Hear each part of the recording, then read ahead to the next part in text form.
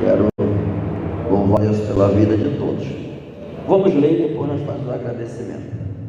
Êxodo 14 e o versículo de número 15.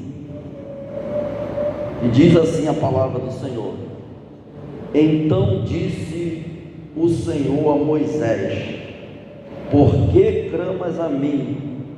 Dizem aos filhos de Israel que marchem.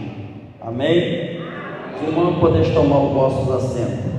Nesta noite, queremos agradecer a Deus. Primeiramente, quero agradecer a oportunidade de voltar aqui nesta casa pela segunda vez, a confiabilidade do nosso pastor Cipriano, dos obreiros desta casa, que confiou nós estarmos aqui para junto podermos alegrarmos na presença do Senhor nosso Deus. E é muito bom, amados, estar na presença de Deus para glorificar e exaltar o nome do Senhor. Quero louvar a Deus pela vida da igreja. Trago saudação do meu pastor presidente, pastor José Ribamar Ribeiro, e também trago saudação do meu dirigente, presbítero Cláudio Omar, Assembleia de Deus no Parque São Lucas, a esta amada igreja. Confesso para os irmãos que vamos ser breves e respeitar o tempo e o horário que foi nos confiado nesta noite. Quando nós lemos esse texto de Êxodo, capítulo de número 14, ele nos traz uma lembrança muito importante. A Bíblia diz, amados, no Salmo 14, que o nécio, ele diz no seu coração: não há Deus. O Salmo 19, Davi expressa que os céus manifestam a glória de Deus e o firmamento anuncia a obra das tuas mãos. O dia faz declaração a outro dia e a noite mostra sabedoria a outra noite. O texto que foi escolhido, avançando pela fé, baseado em Êxodo 14, eu creio e acredito que os irmãos, pastores que nos antecederam, como o pastor Antônio na sexta, pastor Antônio ontem, que é o meu irmão carnal, falou com propriedade a respeito da fé que nós devemos batalhar. Foi dito, e é louvável, que a fé é o firme fundamento das coisas que se esperam, é a prova das coisas que não se vê. A fé, irmão, ela não precisa ser grande, a fé ela precisa ser verdadeira.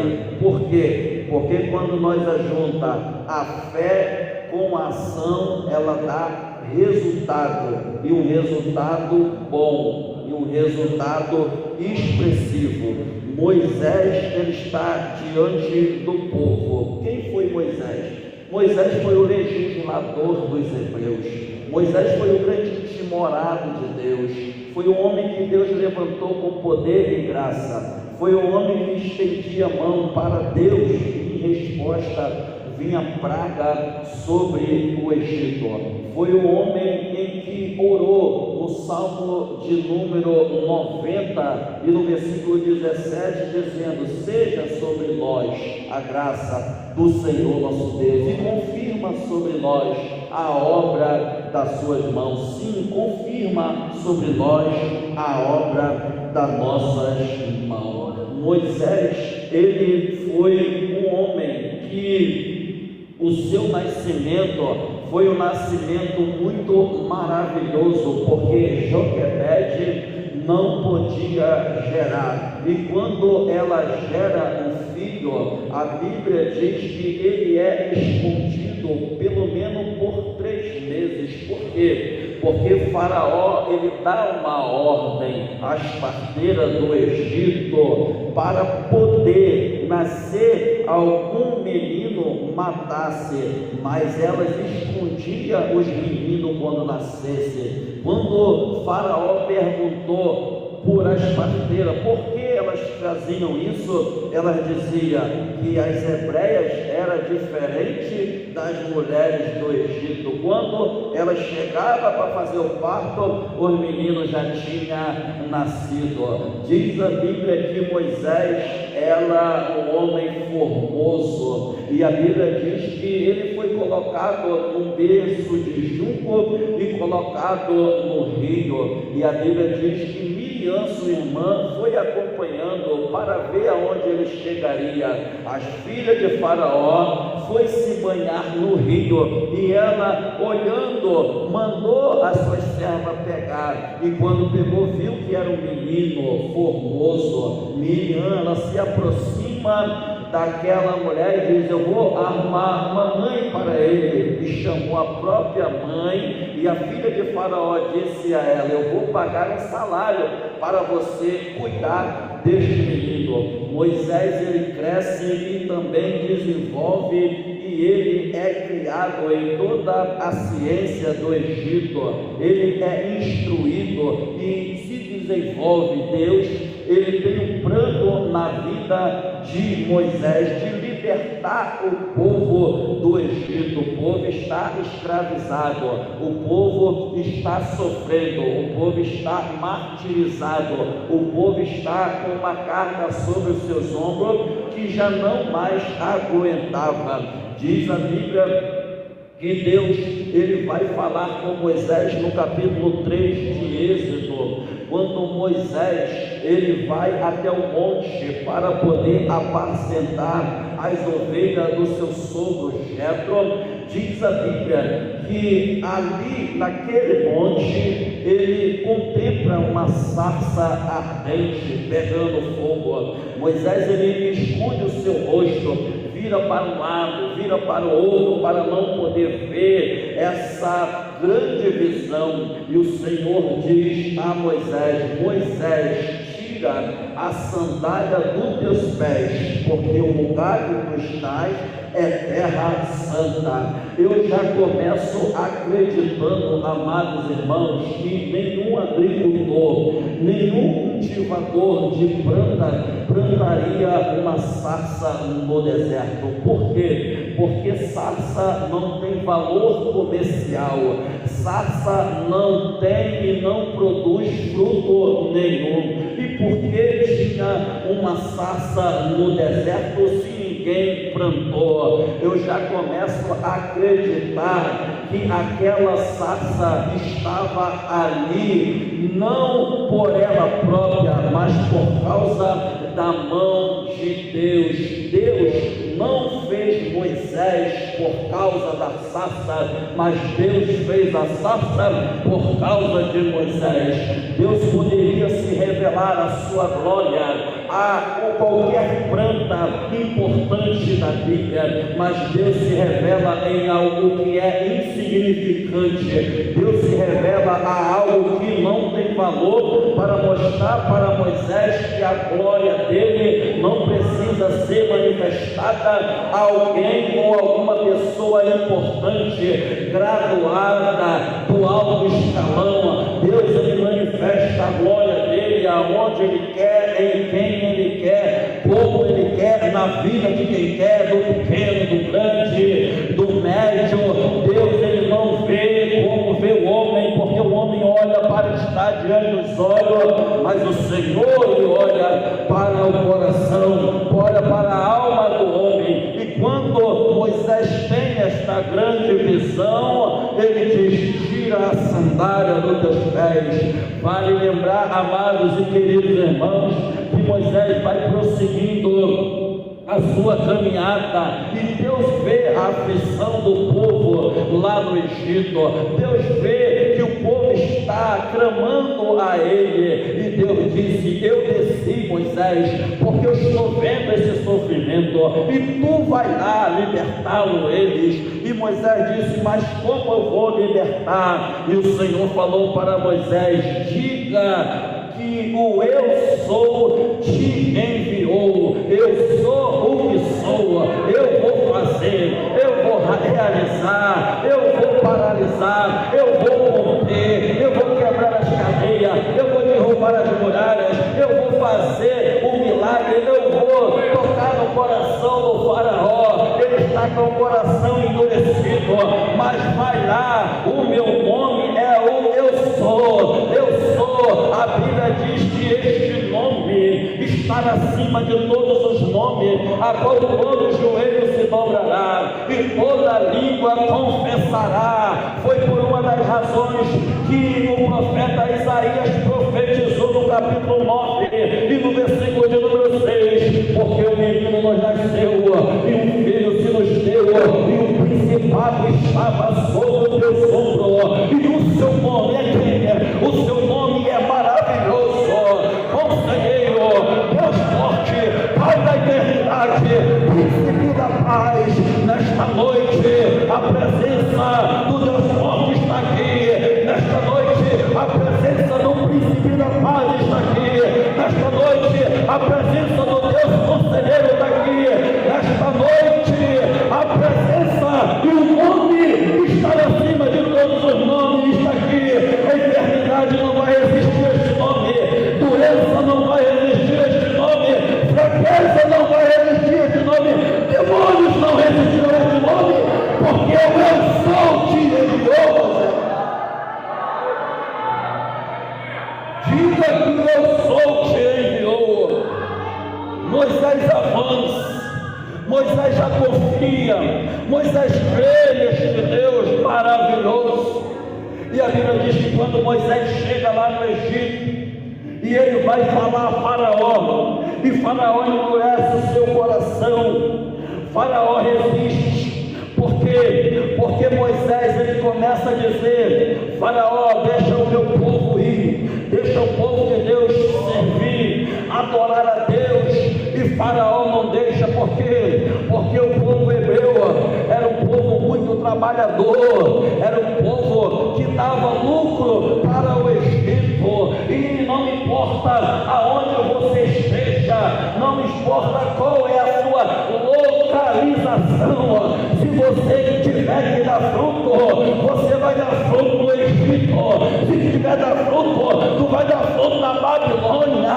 Se você tiver que dar fruto, você vai dar fruto em qualquer lugar, porque não depende do lugar para você produzir, depende do nome do Senhor que está sobre a tua vida, que Ele faz em você frutificar e prosperar na terra que ninguém conhece.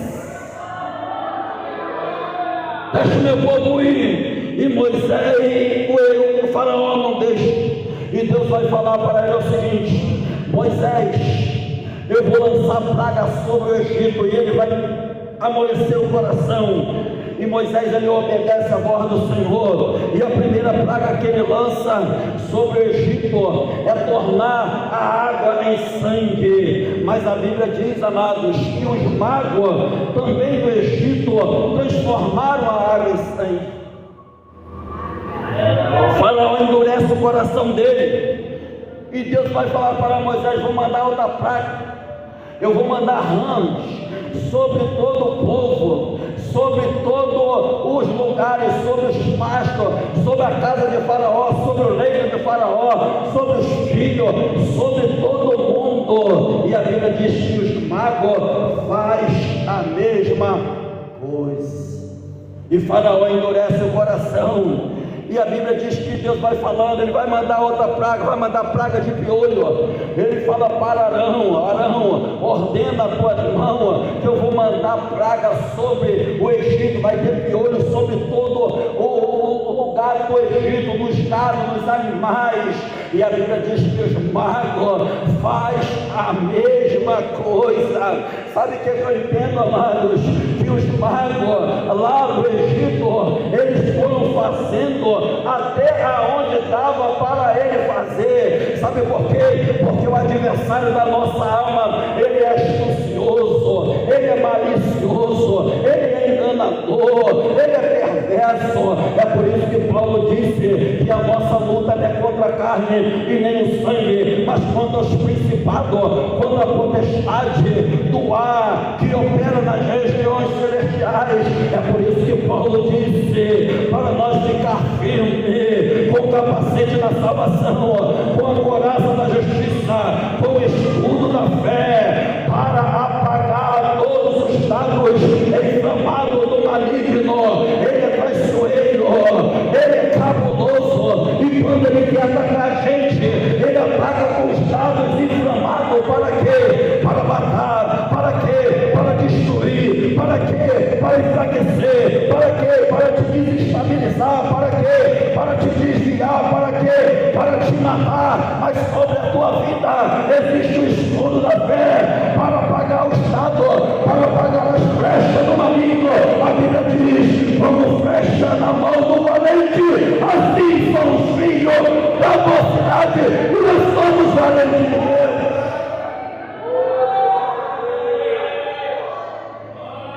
Faraó endurece o seu coração, e Deus vai mandar outra praga, quarta praga, a praga de mosca.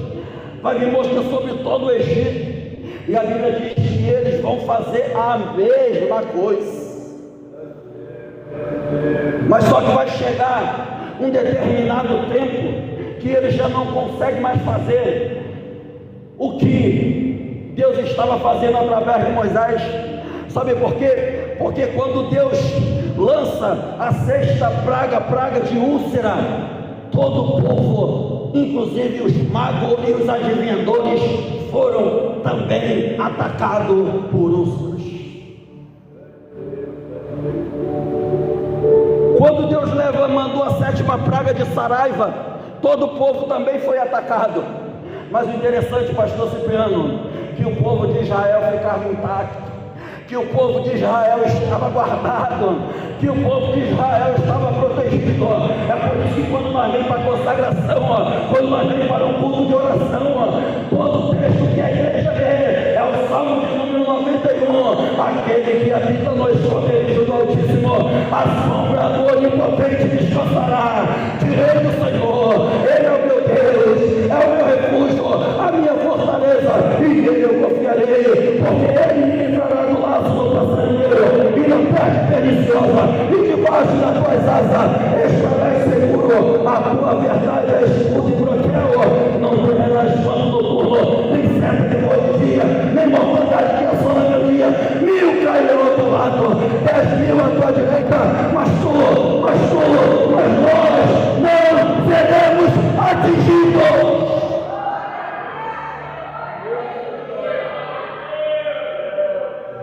Tem praga por todo o Egito, mas o povo de Deus está guardado. Mas o povo de Deus está guardado. É por isso que Pedro disse na sua carta, no capítulo 1, versículo número 5: mediante a fé, estás guardado na virtude de Deus. É mediante a fé. É mediante a fé que nós estamos guardados na virtude de Deus. E o interessante, o povo de Deus quer sair, mas Faraó está oprimindo, e Deus vai mandar praga de gafanhoto. E a Bíblia diz que Faraó endurece o seu coração. Deus vai mandar praga de trevas. O Egito todo ficou escuro, não via nada. Mas aonde estava o povo de Israel, estava claro, estava iluminado. Por quê? Porque o Senhor é a luz do seu povo. O Senhor guarda o seu povo, e Deus ele tem propósito para guardá-lo. Agora o que me chama a atenção, quando o Faraó não resiste mais, é quando Deus fala para Moisés: Moisés, ainda eu tenho uma última coisa para fazer. E eu penso que Moisés olhou para Deus e disse: Senhor, qual é a coisa que tu vai fazer? Eu vou matar todos os primogênitos no Egito, desde os filhos de Faraó que assenta no trono, até os servos e as servas que estão em cativo, até os animais, todos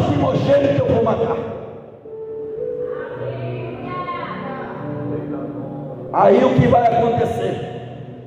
Vai acontecer que Deus chama Moisés e diz: Moisés, pega uma ovelha ou um carneiro de 1 ano, que seja sem mancha, sem mácula, segundo cada família vai oferecer em sacrifício a mim, e vocês vão pegar o sangue desse animal e vai passar na verga da porta ou no umbral da porta, porque eu vou descer, meia-noite eu vou descer no Egito e vou matar, mas aonde estiver o sangue,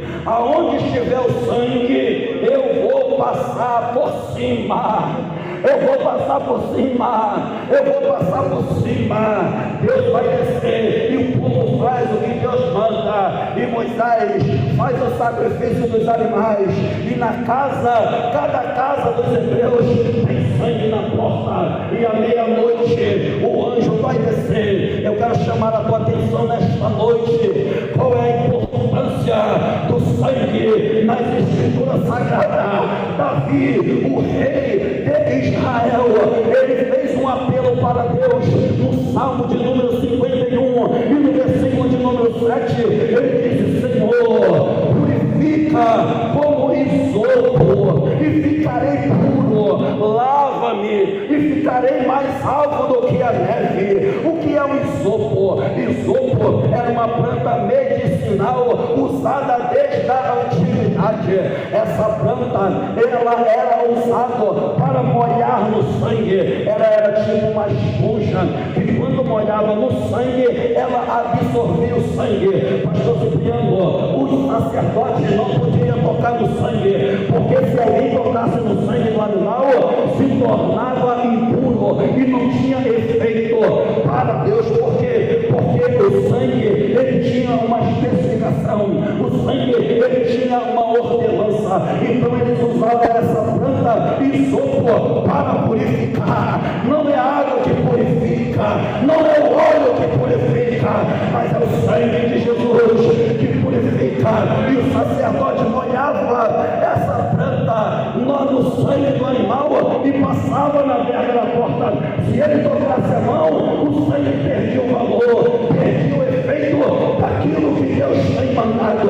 Sabe o que eu aprendo, meu amado irmão? É por isso que lá na cruz do Calvário, quando o nosso Senhor e Salvador Jesus Cristo, ele foi pendurado no madeiro, e quando transpassaram sobre o seu corpo, saiu do seu corpo água e saiu também sangue do corpo do mestre. A água serve para limpeza e o sangue serve para purificação. E Davi diz: purifica-me, Senhor, como isopo eu ficarei puro. Nesta noite, meu amado irmão, Jesus, ele quer purificar a nossa mente, ele quer purificar o nosso coração, ele quer purificar a nossa alma, ele quer purificar os nossos vacilos, ele quer purificar os nossos erros. O sangue de Jesus purifica a nossa vida. Coloca o sangue na porta, porque eu vou passar, eu vou descer, e aonde não tiver o sangue, vai ter gente morta, vai ter vida perdida, mas aonde estiver o sangue, o anjo da morte não chega. Declara nesta noite o sangue de Jesus sobre a tua casa. Declara nesta noite o sangue de Jesus sobre a tua família. Declara nesta noite o sangue de Jesus sobre a tua empresa, sobre o teu negócio, sobre os teus filhos, sobre aquilo que você possui, sobre o teu ministério. Declara nesta noite. É o sangue. O anjo da morte veio. Quando ele desceu à meia-noite, ele viu sangue, e aonde tinha sangue ele pulava, passava por cima. O sangue é tão poderoso, irmãos. O sangue de Jesus é tão poderoso, que depois esse sangue de animal foi substituído pelo sangue de Cristo. Pedro disse: não foste com a vossa vã maneira que forte resgatado como prata, ouro ou pedras preciosas, mas fomos resgatados pelo sangue, o sangue carmesim, o sangue da expiação, o sangue que fala mais alto do que o sangue de Abel.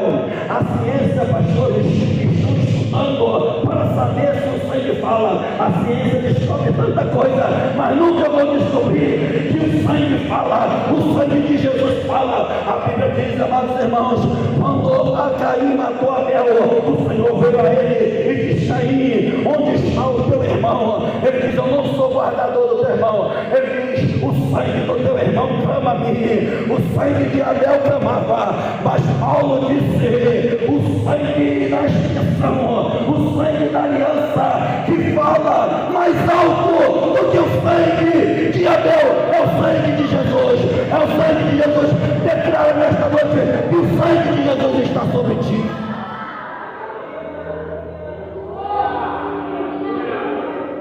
Nós vamos avançar pela fé, por causa do sangue, por causa do sangue. O sangue de Jesus faz a diferença na nossa vida para nós avançar. Quer ver uma coisa muito linda, amados? Hebreus capítulo de número 11, versículo de número 31. A Bíblia diz que quando os espias foram até Jericó, mandados por Josué, eles entraram em Jericó e eles foram direcionados à casa de uma mulher chamada Raabe, prostituta. Aquela mulher escondeu os espias na sua casa, por causa dos homens de Jericó. Escondeu ele no terceiro andar, debaixo de umas varas de caniço. E quando estava já no fim da noite, ela subiu lá no terceiro andar e foi conversar com aqueles homens e disse: nós estamos tremendo de medo de morrer, porque esta terra o Senhor Deus dos Hebreus entregou na mão de vocês, e eu sei que vocês mataram Og, rei de Bazã. Eu sei que vocês mataram o rei dos amorreus e todos os seus exércitos. Eu sei também que o vosso Deus abriu o mar vermelho diante de Faraó. Eu sei também que o Jordão se secou diante dos sacerdotes. Mas eu peço uma coisa: livra minha alma, livra a alma do meu pai, da minha mãe, dos meus irmãos, das minhas irmãs. Os espias disse: vamos fazer um trato contigo. Capítulo de número 2 de Josué e o versículo de número 11, a Bíblia diz que Raabe falou: eu sei que o vosso Deus é o Deus lá de cima, também é o Deus daqui de baixo. É o Deus lá de cima e também é o Deus daqui de baixo. Eu quero profetizar nesta noite que o Deus lá de cima está agindo, que o Deus lá de cima está operando, que o Deus lá de cima está fazendo. E o que o Deus lá de baixo vai fazer? Deus lá de baixo também vai te encher de graça, vai te batizar com o Espírito Santo, vai libertar a tua vida, vai salvar a tua alma. Aí, amados, Raabe, a Bíblia diz que pela fé Raabe foi salvo com toda a sua família. Raabe, ela tinha uma casa em cima das muralhas de Jericó. Segundo o arqueólogo diz que as muralhas de Jericó, ela era dobrada, cada uma tinha 5 metros de largura. Então no total duas dava 10 metros. Raabe tinha uma casa no alto das pedras, lugar privilegiado, e ela escondeu os espias. Deus tem propósito, irmão, na vida daqueles que são desprezados pela sociedade. Deus tem propósito na vida daqueles que são esquecidos.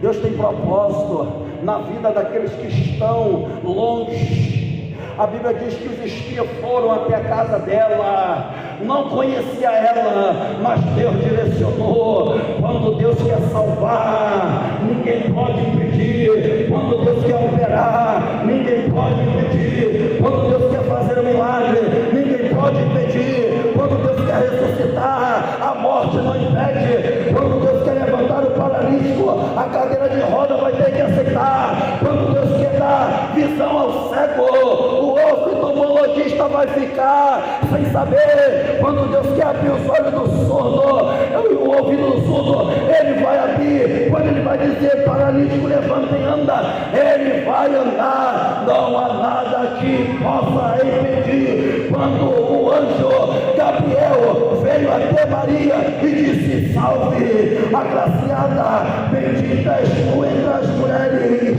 bendito é o fruto do teu ventre. Ela disse, como acontecerá isso? Descerá sobre ti a virtude do Espírito Santo e a sombra do Altíssimo te cobrirá. Seja coberto pela sombra do Altíssimo. A sombra do Altíssimo representa o poder de Deus na tua vida. Como isso pode acontecer? Maria falou para o anjo. O anjo disse, Lucas 1,37, Maria, para Deus nada é impossível. Nada é impossível para Deus. Raabe tinha uma fé verdadeira. Pastores que estão aqui, os espias pegaram uma corda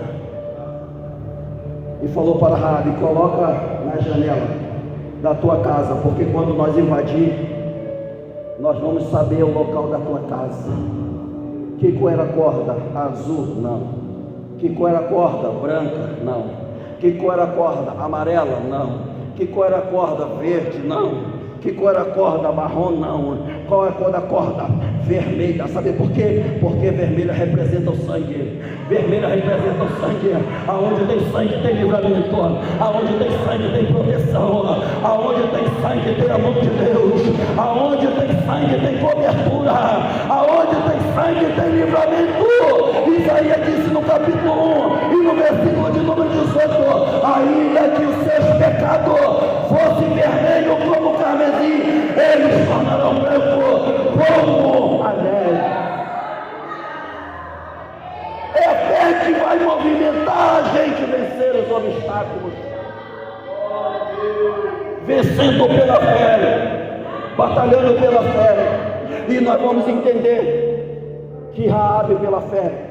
A Bíblia diz que quando nós chegamos na galeria da fé, Jacó, encostado no seu bordão pela fé, abençoou os seus filhos acerca dos bens futuros. Isaac também da mesma forma abençoou os seus filhos. A Bíblia diz que ele fez menção dos seus ossos na saída do Egito. A Bíblia diz que homens, eles viram a promessa de longe, mas ficaram satisfeitos por causa da fé. Agora quando chega, Moisés está diante deste mar, ele faz essa bravura toda, e ele chega diante do mar, o mar está bravio. Meu irmão, temos que avançar. O medo faz você parar, o medo faz você desistir, o medo faz a tua fé fracassar, a tua fé ficar abalada. Mas quando Deus manda, Ele vai garantir. No capítulo 14, no versículo de número 14, Deus falou para Moisés, Moisés, o Senhor pelejará por vós, e vós calareis. Porque até então, meus amados, não foi o cajado de Moisés que abriu a água. Até então, não foi o grito de Moisés que abriu a água. Não foi a oração de Moisés que abriu a água. Se o tema é avançando pela fé, o texto diz que Deus soprou um vento oriental e separou as águas. Nesta noite, a palavra do Senhor diz em João 3,8: o vento sopra onde quer, ouve sua voz, não sabe de onde vem e nem para onde vai. Receba o vento do Espírito na tua vida. Deus soprou o vento oriental, e o vento abriu o mar vermelho. E o povo foi e passou. Você tem que se movimentar, meu irmão. A fé faz eu e você se movimentar, faz eu e você sair do lugar. Não basta só orar, não basta só crer, basta agir.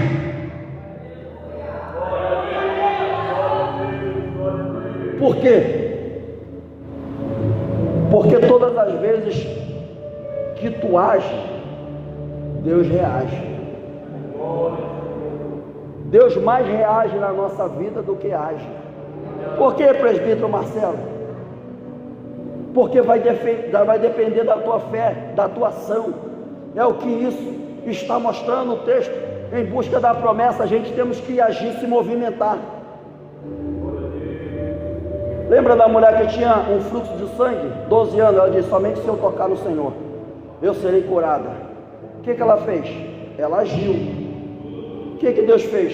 Reagiu curando. Jairo está com a filha dele doente em casa, e ele diz: Senhor, cura minha filha. E o Senhor vai lá. Quando vai lá, as pessoas que estão dentro da casa vai dizer: não tem mais jeito, porque ela já morreu, não adianta mais. Só que quem está falando não conhece quem está chegando. Muitas das vezes a gente não conhece quem está chegando, mas ele chegou para mudar a tua vida, ele chegou para mudar a tua história, ele chegou para mudar o teu caminho, ele chegou para destronar Satanás que está impedindo a tua vitória. Jesus falou assim: sai todo mundo para fora. A Bíblia diz que a incredulidade não opera a fidelidade de Deus. Seja Deus verdadeiro e todo homem mentiroso. Vai para fora os incrédulos. E quando Jesus chegou lá dentro, ele falou para a menina: Talita cumi, levanta e anda. Por quê? Porque Jairo agiu e Deus reagiu. Marta falou para Jesus e Maria: se tu estivesse aqui, o meu irmão não teria morrido. Jesus falou para ela: o meu amigo dorme, mas eu vou despertar. E ela respondeu: só se for na ressurreição do último dia. Jesus respondeu para ela: eu sou a ressurreição e a vida. Aquele que crê em mim, ainda que esteja morto, viverá. Credo nisto, credo nisto, credo nisto, credo nisto, credo nisto. Quem crê e viverá. E a Bíblia diz que Jesus demora 3 dias para chegar lá, mas pela fé ele chega. Ele vai chegar lá no 4º dia. E onde puseram ele? Ali. É de 4 dias, cheira mal. Jesus não perguntou se está cheirando mal. A vida está nele. Ele é o dono da vida. Ana fez um cântico dizendo: o Senhor quem faz descer, o Senhor quem faz subir da sepultura. Onde colocaram ele? Tem pedra na boca do túmulo? Tem. Então Marta e Maria, tirai a pedra. Age, tira a pedra. Vai lá, tira a pedra. Quando tiraram a pedra, Jesus podia tirar a pedra? Podia. Jesus podia mover a pedra? Podia. Mas Jesus quer ver a tua ação para ele reagir na tua vida. E quando tiraram a pedra, Jesus disse: Lázaro, sai para fora. E Lázaro saiu para fora. Saiu para avançar pela fé. Saiu em busca da bênção. Mas muitas das vezes, irmão, quando Jesus ele faz o milagre, Lázaro era costume de, quando sepultaram o morto, envolver ele com ataduras, pano, e ele estava todo enfaixado. Lázaro levantou da sepultura e Jesus falou para alguém: agora desatai-vos e deixai-vos ele ir. Jesus faz a obra completa na nossa vida. Jesus faz a obra completa na nossa casa, meu irmão. A Bíblia diz que aquele que começou a boa obra é fiel para cumprir. Então que nesta noite nós possamos entender que a fé, meu irmão, ela nos leva a coisas extraordinárias. Quer ver? Nós vamos finalizar, respeitando o horário que eu falei. 2 Timóteo capítulo de número 2. capítulo 1, versículo 4, não falha a memória. Paulo chegou para Timóteo e diz: Timóteo, assim mesmo, pastor Cipriano, tu tem uma fé verdadeira, a fé que habitou na tua avó Lois, a fé que habitou na tua mãe Eunice, eu sei que essa fé também habita em ti. Aí ele vai dizer assim: pastor, não despreze o dom que há em ti, que recebeu pela imposição de mãos. Qual a fé verdadeira, gente? Talvez Lloyd já tinha morrido, talvez Eunice também tinha morrido, mas sobrou Timóteo. Ele diz: a fé que habitou naquelas mulheres habita também em ti. Sabe por quê? Porque quem tem promessa, pastores, irmãos, não morre com a promessa. Quem tem promessa na vida não morre com ela. Por quê? Porque a promessa que está na tua vida, mesmo que não se cumpriu, vai cumprir na vida dos teus familiares. Como que é isso, presbítero Marcelo? A Bíblia diz, Isaías 44, versículo de número 3: eis que derramarei água sobre o sedento, e rio sobre a terra seca, e o meu espírito sobre a tua posteridade, e a minha bênção sobre os teus descendentes. E que Deus abençoe em nome de Jesus.